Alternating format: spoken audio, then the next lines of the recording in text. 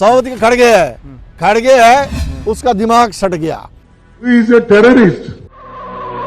Constitutional word बोलना ही नहीं चाहिए और जनता को इसी खिलाफ, स्पेशली जो इलेक्शन हो रहा है, जहाँ भी इलेक्शन है, जनता जो है इन ऐसे लोगों को पनिशमेंट देना चाहिए थ्रू द वोट। अब हाँ पवन खेरा तेरे खैर नहीं, अभी देख अभी तुम्हारा वो पाताल से निकालेगा हेमंत विश्व शर्मा।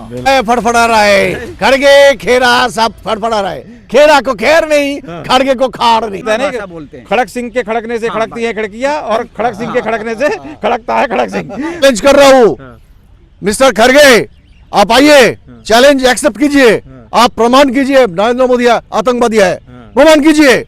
नहीं कर पाएगा। हाँ ये लोग, ये तो झूठ फैलाना पार्टी ऑफ इंडिया में। सभी थाना में उसका विरुद्ध में एफआईआर होना चाहिए। आतंकवादी प्रमाण करो। 80% के ऊपर वोट डाला गया। हाँ लोगों का अंदर में इतना गुस्सा है ममता बनर्जी को तोड़ के फेंक दिया। हार की वजह से नहीं, हार की जो आभास है उनको पहले से ही हो चुका था और ये जो पहले जो वोटिंग पड़ने के बाद इनको पूरा ऑलमोस्ट कंफर्म है जो ये परा हार जाएंगे। नमस्कार दोस्तों, तो मैं हूं सुप्रीम कोर्ट के परिसर में और हमारे साथ हैं सीनियर अधिवक्ता सुभाष राय जी। और मुद्दा दोस्तों, मोदी इज ए टेररिस्ट और मुद्दा है दोस्तों बंगाल चुनाव का। लेकिन उसमें जिस तरीके से खड़गे साहब, एक तो खेड़ा का तो चल ही रहा है जिस तरीके से हमने बात की अभी आपसे सर, लेकिन खड़गे एक है। कभी आरएसएस को सांप जहां दिखे वहां, मतलब उनकी जुबान रुकने का नाम लेती। इस उम्र में जाने क्या हो गया है, अब उन्होंने आतंकवादी कह दिया है मोदी जी को। ये क्या बौखलाहट है, पागलपन, मतलब क्या लग क्या रहा है? अभी कांग्रेस पार्टी तो कांग्रेस पार्टी नहीं रहा। आप जानते नहीं हो, कांग्रेस पार्टी अभी कांग्रेस पार्टी नहीं है। कांग्रेस पार्टी अभी क्या हो गया है, कांग्रेस पार्टी का नाम हो गया है झूठ फैलाना पार्टी ऑफ इंडिया। हाँ उसका अभी सभापति कौन है, सभापति का खड़गे है उसका दिमाग सट गया। हाँ नरेंद्र मोदी को साफ बोल रहा है, आरएसएस को साफ बोल रहा है, नरेंद्र मोदी को आतंकवादी बोल रहा है। तो अभी के अभी उसका विरुद्ध में सभी थाना में उसका विरुद्ध में एफआईआर होना चाहिए। आतंकवादी प्रमाण करो। हम खड़गे को चैलेंज कर रहा हूँ मिस्टर खड़गे, आप आइए, चैलेंज एक्सेप्ट कीजिए, आप प्रमाण कीजिए नरेंद्र मोदी आतंकवादी है, प्रमाण कीजिए। नहीं कर पाएगा। हाँ ये लोग, ये तो झूठ फैलाना पार्टी ऑफ इंडिया है, झूठ फैलाना पार्टी ऑफ इंडिया, झूठ फैलाना पार्टी ऑफ इंडिया। कांग्रेस नहीं बोलेंगे आज। ये कांग्रेस का स्पोक्समैन ये पवन खेड़ा बोला था कि हेमंत विश्व शर्मा का वाइफ का 3 देश का पासपोर्ट है, कंपनियां है वगैरह वगैरह सब कुछ बका था।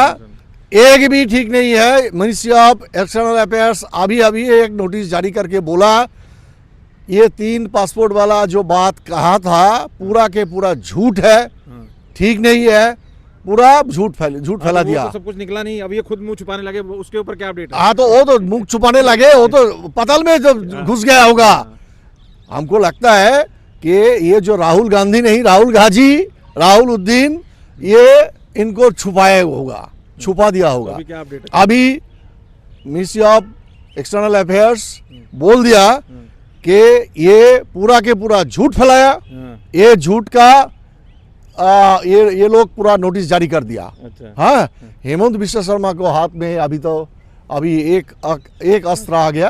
हेमंत विश्व शर्मा जैसे इनको लेने के, हेमंत विश्व शर्मा एक अच्छा आदमी है, एक ऑनेस्ट आदमी है। हाँ उसका वाइफ का बारे में इतना खराब बात करना, इतना झूठ बोलना। जमानत तो मिल गई। जमानत मिलने से किसी का सजा कम नहीं होता है। जो आइन का होगा, जो लॉ का सिस्टम जो होगा वो चलेगा। उसका विरुद्ध में वो लॉ एंटीसिपेटरी बेल तो मिल ही सकता है किसी का, उसमें कुछ बात नहीं। लेकिन ये जो झूठ फैलाया ना, हम तो ओपन चैलेंज कर रहा हूँ पवन खेड़ा को, आप आइए।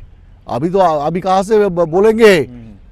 इतना झूठ आप फैलाते हो, जहाँ पर बैठते हो प्रेस कॉन्फ्रेंस करके जाके पूरा के पूरा बीजेपी के अगेंस्ट के उल्टा पुल्टा बोलते हो, नरेंद्र मोदी का अगेंस्ट में बोलते हो। एक हमारा honourable prime minister of India, उसका विरुद्ध में जाके जहां जाते हो जाके आप झूठ फैलाते हो। अब क्या हो, कौन सा क्या खेत का मूली हो आप? हाँ पवन खेड़ा तेरे खैर नहीं। अभी देख कांग्रेस पार्टी नहीं है इसका नाम। अभी देखो वेस्ट बंगाल इलेक्शन में क्या हुआ? ये पहला चरण का आज समाप्त हुआ।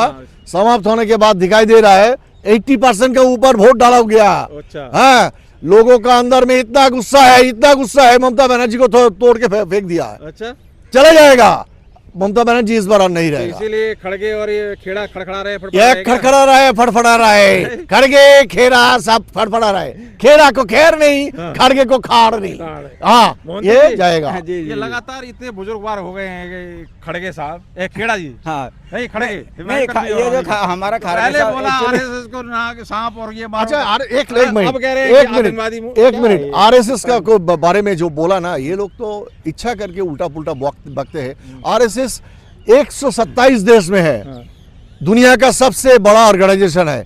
RSS is not a political party, ये एक धर्म नहीं है। नहीं तो ये मोदी को पीएम को ऐसे बोलना बता, आतंकवादी पीएम देश का और आतंकवादी बोल रहा है पीएम को, सोचो। ये ऐसा है, खड़गे जैसे ये झूठ फैलानी party of India, Congress party तो नहीं है ये मुसलमान का पार्टी है, एक पॉलिटिकल पार्टी भी नहीं है, अभी एक कंपनी रह गया। नहीं हाँ, आतंकवादी बोलता है प्राइम मिनिस्टर को, इसका विरुद्ध में एफआईआर होना चाहिए। नहीं पहले ये ना जो आरएसएस के बारे में बात किया है खड़गे साहब जो है, एक्चुअली पहली बात तो है खड़गे साहब बहुत बुजुर्ग हो गए, ठीक है ना, तो 80 प्लस है उम्र का है तो हाँ नहीं तो राहुल गांधी को सोनिया गांधी को बोले ना, हाँ मैं वही कह रहा हूँ 80 प्लस हो चुकी है, ठीक है ना, तो फिर भी एक इतनी बुजुर्ग आदमी ऐसे बातें करना नहीं चाहिए, पहली बात।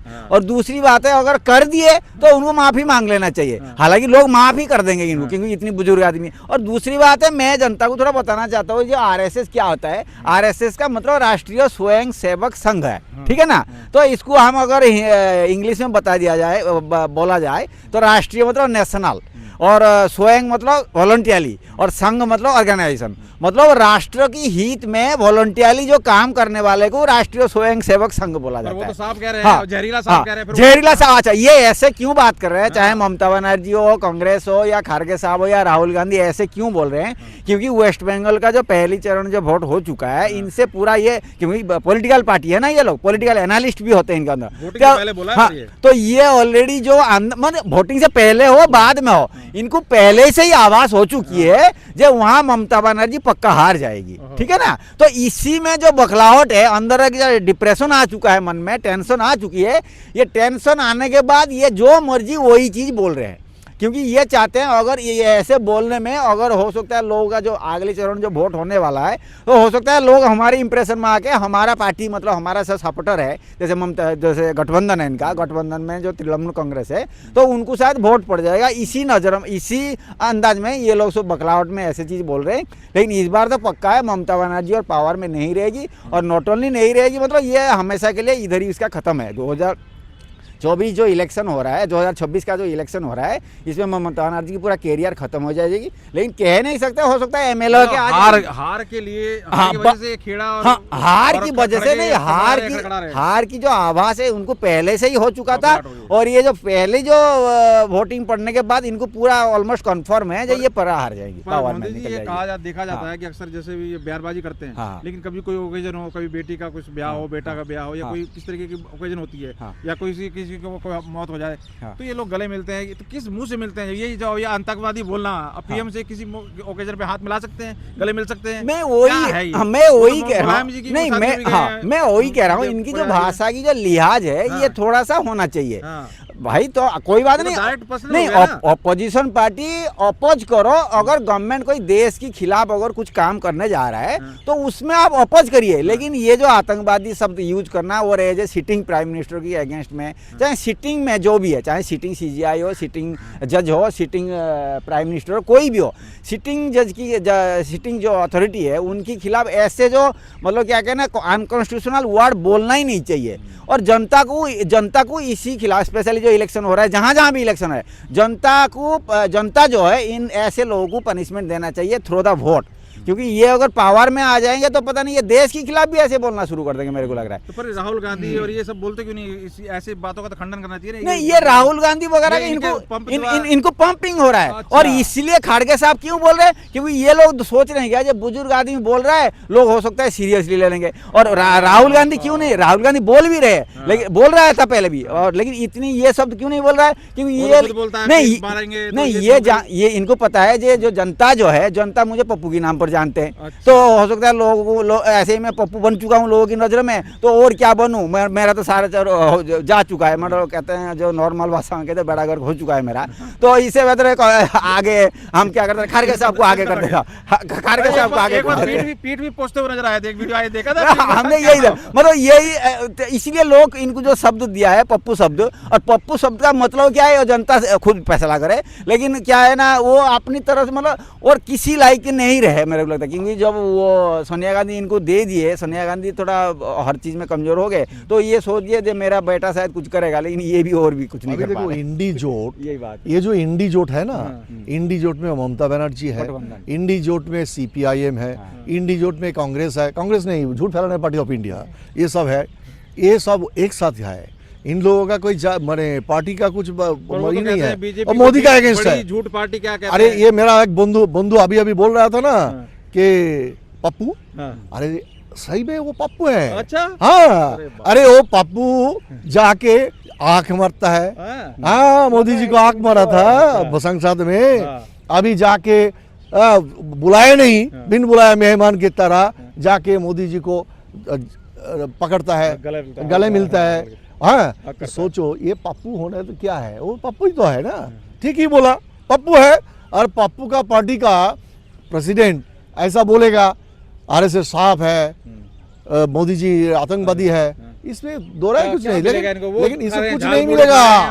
वो गांव लोगों से मिल रहे हैं, वो तो कभी अपशब्द नहीं बोलते किसी नेता को। नहीं, मोदी जी अभी तक इनके पास एक कोई भी किसी को एक अपशब्द नहीं बोला, पुराना बयान एक, उसके अलावा कुछ नहीं बोला। हमारा प्राइम मिनिस्टर नरेंद्र मोदी जी एक बात भी उल्टा पुल्टा अभी तक नहीं बोला, किसी को बोला नहीं। लेकिन ये सब लोग कितना उल्टा पुल्टा बात कहा, ऐसा उनका माताजी जो गुजर गया उनको भी लेकर के उल्टा पुल्टा बोला। अभी देखो यही सब बोलने के ना साधारण लोग जो है ना इलेक्शन में, वही ना पार्टी में कहीं मिलते हैं तो फिर लोग कहते हैं देखो ये क्या, अभी देखो वेस्ट बंगाल, अब क्या गले मिलेंगे, कभी हाथ मिलाएंगे? नहीं, कहाँ मिलेंगे? अभी देखो ये एक मिनट वेस्ट बंगाल इलेक्शन में, अभी जानते हो तो वेस्ट बंगाल में इलेक्शन होता है जब वो कोई खून दंगाबाजी बोमा गोली नहीं चलेगा, ये हो नहीं सकता। आज भी ऐसा ही हुआ है। आज जैसे मुर्शिदाबाद में, मालदा में, सिलीगुड़ी में बोमा हुआ है, अरेस्ट हुआ है, आहत हुआ है। अरेस्ट किस तरह का लोग इस बार हुआ जानते हो? ममता बनर्जी फीट किया था कुछ लोगों को, वोट डालने नहीं देगा, हाँ वोट डालने नहीं देगा। लेकिन इस बार CRPF और वो CAPF वाले उन लोगों को पकड़ लिया, एक धड़ के पूरा गाड़ी में भरा आज। हाँ, बहुत सारे को अरेस्ट किया है। ऐसे ही करना चाहिए। फर्स्ट फेज का इलेक्शन में ममता बनर्जी समझ गया कि हम जा रहा हूँ, ममता बनर्जी हार रही है। मोहंती जी, क्या खेड़ा और खरगे ये रामनासी का है क्या, कुछ ग्रह चल रहे हैं क्या? दोनों की जुबान बड़ी खड़खड़ा रही है। नहीं एक्चुअली क्या है ना, हमारा जो खेड़ा जो कह रहे हैं ना, ये खेड़ा का जो क्या है ना, उनका जो एक्सपेक्टेशन है जो मैं कई स्टेट का चीफ मिनिस्टर बन जाऊं, इनका यही एक्सपेक्टेशन है। तो अभी हाँ, अभी जो उनका कोई और उम्मीद नहीं है। और खारगे साहब क्या सोच रहे हैं, ये प्रेसिडेंट कर रहे हैं ना, तो वो सोच रहे हैं मेरा जो प्रेसिडेंट टर्म एक्सपायर हो जाएगा, मैं आउट ऑफ गांधी फैमिली हूँ, तो अगर मैं ऐसा ना बोलूँ तो to satisfy Sonia Gandhi and Rahul Gandhi, तो हो सकता है मेरा अगले बार जो प्रेसिडेंट बनने का चांस शायद कम हो जाएगा। तो ये चाहते हैं क्या, ये इसी थिंकिंग में कर रहे हैं, जब मैं ऐसे अगर भड़काऊ बयानबाजी करूंगा मोदी के खिलाफ, तो मेरा जो नेक्स्ट टाइम ये टर्म पूरा होने के बाद, जो प्रेसिडेंसी टर्म पूरा होने के बाद, तो हो सकता है मेरा चांस बन जाए। लेकिन अगर ऐसा ना बोलूँ तो ये हो सकता है, क्योंकि मैं गांधी फैमिली का नहीं हूँ, इन्होंने गलती से मेरे को प्रेसिडेंट बना दिए थे, क्योंकि प्रेशर से, पब्लिक प्रेशर से बना दिया, क्योंकि मैं एक दलित कास्ट से आता हूँ, इसलिए मेरे को प्रेशर से बना दिया।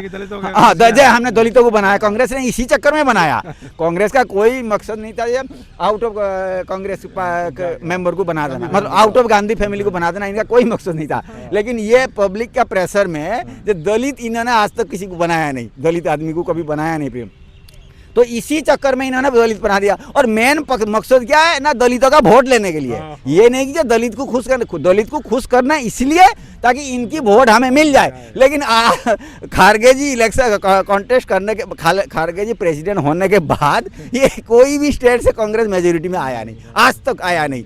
तो अभी कांग्रेस जो खारगे साहब का यही उम्मीद है जो मैं अगली बार जो प्रेसिडेंट बन के रहूँ, कंटिन्यू करते रहूँ नेक्स्ट टर्म भी, तो इसलिए मुझे मोदी के खिलाफ भड़काऊ भाषण देना ही पड़ेगा। आज जो हुआ है वोट कास्ट हुई है वेस्ट बंगाल में, क्या लग रहा है क्या होने वाला नहीं, अभी देखो हमको पहले भी पता था और अभी भी है, क्योंकि हमने आपको शायद पिछले बार भी बोले थे, जे चाहे कोई ना, इससे पहले जो उनका सरकार था, जो क्या नाम है वेस्ट बंगाल में CPIM जो थे, वो क्या ज्योति बसु, ये ज्योति बसु की टाइम में जो उन्होंने 20 साल रहा है, उन्होंने ऐसे ही तरीके से भी वोट जीते थे, पावर में आए थे। और तृणमूल कांग्रेस जो है, जो ममता बनर्जी, उनका नकल किया, तो वही हिसाब से अभी जीत के आई अब तक।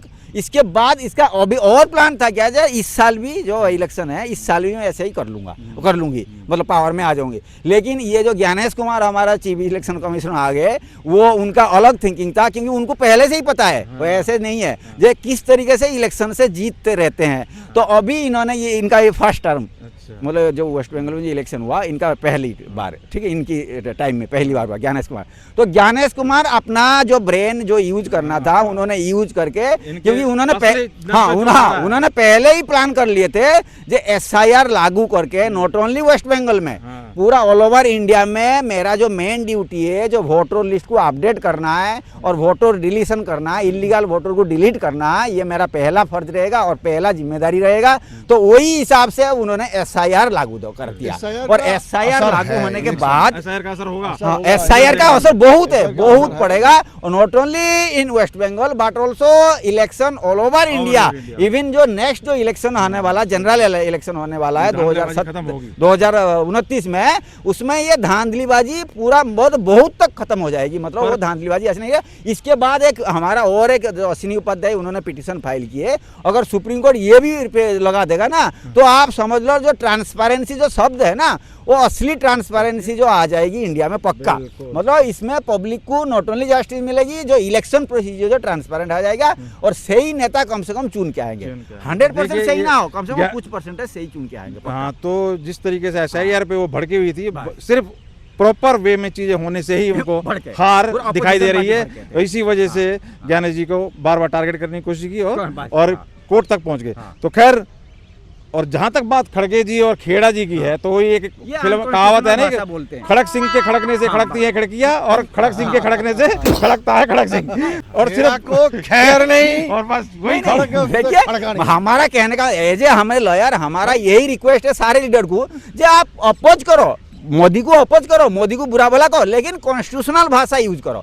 जो नॉर्मली जो कल्चर्ड वर्ड है, जो सही वर्ड है, वो आप यूज, मोदी को मोदी बोलिए, कोई प्रॉब्लम नहीं है। लेकिन ये जो आतंकवादी बोलना, वो आतंकवादी बोलना, हमारा प्राइम मिनिस्टर को भाई देखो 140 करोड़ पीपल का प्राइम मिनिस्टर है। हाँ, ये कांग्रेस जो है, TMC जो है, उनका भी तो प्राइम मिनिस्टर है ना। खेड़ा के आतंकवादी बोलना, खड़क सिंह के खड़कने से खड़कता है खड़क सिंह, जो भी है ना, ये मैं ऑफ द कैमरा सुन रहा था किसी के मुंह से, वो मैंने बात आपके सामने रखी है। और वाकई ये सिर्फ और सिर्फ बेमतलब की बकवास करके ऐसे गरिमा के पद को नीचे दिखाने के प्रयास, जो कि कहीं ना कहीं इन्हें अपनी हार की बौखलाहट दिखाई दे रही है। आप कैसे देख रहे हैं, जरूर अपनी राय कमेंट करके दें। बहुत बहुत धन्यवाद।